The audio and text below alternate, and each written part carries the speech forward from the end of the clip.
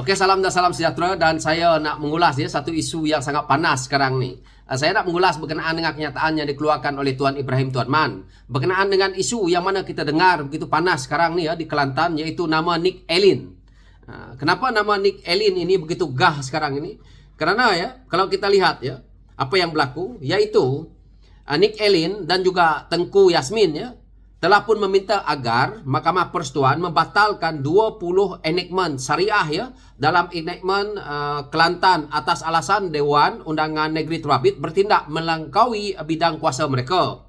Dan kita tahu benda ni sebelum ini PAS mendakwa mereka berhimpun untuk memperteguhkan perundangan syariah dan negeri-negeri yang cuba diruntuhkan oleh pihak tertentu. Okey, jadi saya di sini saya tidak melihat perundangan syariah ni ataupun isu agama, saya tidak mau masuk. Tetapi saya nak masuk untuk nak menjawab kenyataan yang dikeluarkan oleh ni orang ni, Tuan Ibrahim Tuan Man ni. Apa yang dia kata dalam sidang media dia Dia kata dia dulu tak bentangkan isu ini kerana dia kata mereka tidak ada 2/3 majoriti. Ini jawapan yang pada saya amat bangang. Kerana melibatkan enactment syariah ni, apabila kamu nak bentang ke dalam parlimen saya percaya kalau benda itu mendatangkan kebaikan kepada agama Islam kalau orang Melayu Islam sebagai ahli parlimen waktu itu tidak menyokong pada saya rasa mereka juga orang yang tidak bertanggungjawab. Jadi kalau kamu tidak cukup 2/3 majoriti pun sebagai kerajaan, kalau kamu bentang dekat parlimen, saya percaya benda itu diluluskan, kerana daripada pihak pembangkang pun yang bukan beragama Islam pun akan menyokong.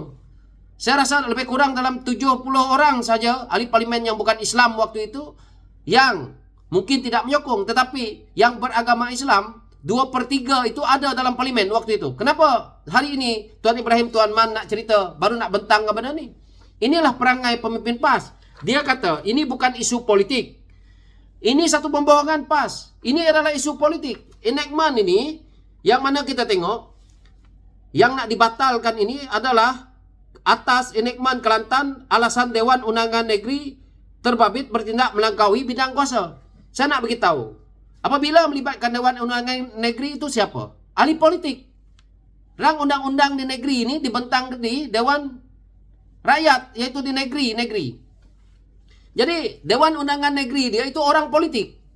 Jadi PAS sekarang nak bercerita bukan isu politik. Ini isu politik lah, sebab Dewan Undangan Negeri Kelantan mungkin dia buat kesilapan berkenaan dengan apa yang dibuat yang diperkatakan oleh Nick Allen dan Tengku Yasmin ini, yang mereka meminta agar Mahkamah Persekutuan membatalkan.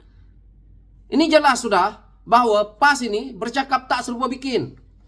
Jadi saya yang tak tahu perundangan pun baca, alamak, apa yang PAS ni nak buat? Dan akhirnya dia nak menyalahkan kerajaan yang ada hari ini. Kalau macam tu, kita tengok isu dia RUU 355 mereka. Bila ditanya kenapa tak bentang waktu mereka kata waktu itu mereka sibuk lah dengan ada orang kerengga nak ni lah, tebuk ni lah, kerajaan mereka nak tumbang lah, mempertahankan kerajaan lah.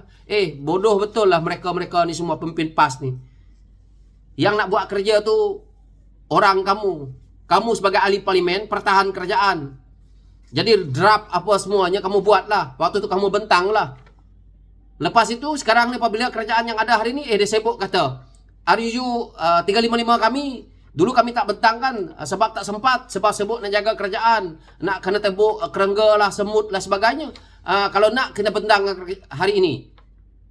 Ini kerja pemimpin PAS ini, menyalahkan orang lain. Ini enactment syariat ini yang nak dibatalkan ataupun yang tidak yang Nick Allen dan juga Tengku Yasmin ni tak puas hati adalah yang mereka bentangkan di Dewan Undangan Negeri mereka, yang mereka bawa pula ke Persekutuan. Jadi PAS sekarang ni cerita nak mempertahankan isu ini kerana kesilapan daripada ahli DUN mereka, exco mereka. Jadi dia nak cerita sekarang ni PAS pergi cerita pula enactment syariah di negeri-negeri lain. Negeri lain tak terlibat. Sarawak tak terlibat, Sabah tak terlibat, Johor tak terlibat. Apa dia? Sebab saya kata tak terlibat, sebab negeri masing-masing ada DUN mereka yang meluluskan, ataupun menteri ataupun mereka yang terlibat dalam isu agama ini yang menentukan setiap negeri itu. Tak ada kena mengena dengan negeri Kelantan ni. Apa kena-mengena yang dia nak cerita syariat cuba diruntuhkan? Tanpa PAS pun agama Islam itu tetap subur, tak ada masalah pun. Apa yang pemimpin PAS nak meroyan ni, saya tengok ya, pembohongan. Saya pergi satu isu ya yang paling menarik pula. Lepas tu mereka ponteng dekat parlimen. Satu ekor beruk pun tak ada dalam parlimen. Tengok dekat parlimen tadi, tak ada. Yang saya paling heran pula, ada seorang daripada ahli parlimen Pembangkang ni yang bernama Ali Biju. Ali Biju pun boleh tak ada. Ali Biju ni seorang anak Dayak ya, keturunan Iban daripada Sarawak yang berada dalam parti Bersatu. Yang dia pun tak ada. Terlibat juga. Lepas ni dengar ni orang Sarawak, Ali Biju ni hari ni ikut berhimpun dengan ni Tuan Ibrahim Tuan Man ni. Daripada situ lagi PAS pula mempersoalkan. Adalah pemimpin PAS persoalkan kenapa menteri pula tak hadir. Dia kata menteri sibuk pergi agihkan peruntukan. Ini kebanggangan mereka. Mereka tak hadir sebagai ahli parlimen. Mereka ni dibayar gaji oleh rakyat. Menteri ni turun buat kerja. Menteri sibuk.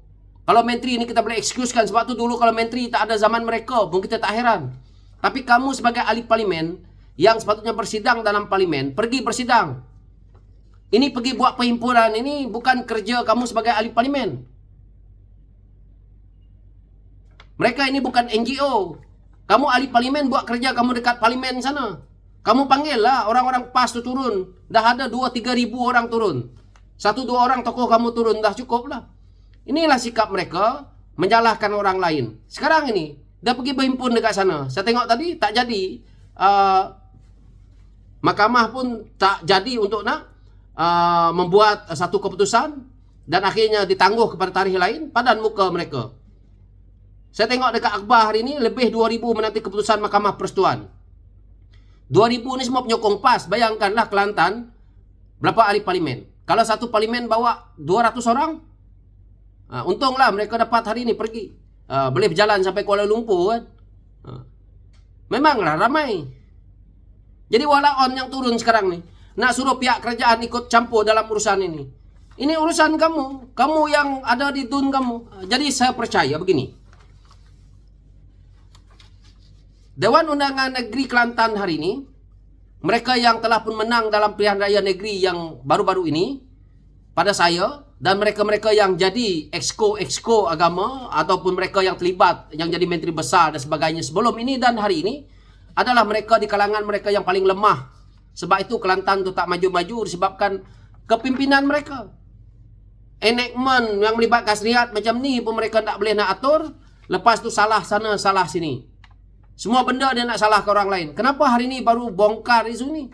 Kenapa sebelum ni mereka tak boleh nak gunakan kuasa mereka jadi kerajaan? Sewaktu mereka jadi kerajaan, siapa ada menteri agama?